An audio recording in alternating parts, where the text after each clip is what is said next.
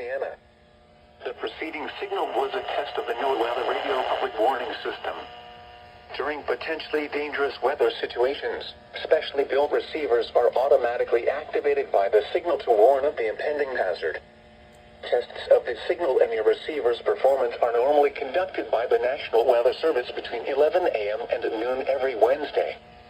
If there is a threat of severe weather, the test will be postponed to the next available good weather day. Reception of this broadcast, and especially the warning alarm, will vary at any given location. This variability, normally more noticeable at greater distances from the transmitter, can occur even though you are using a good quality receiver in good working order.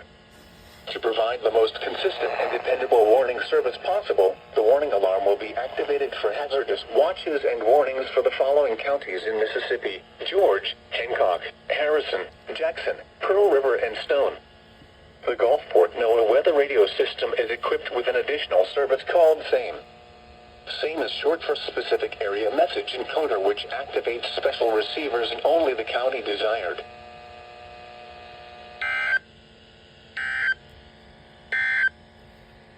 These are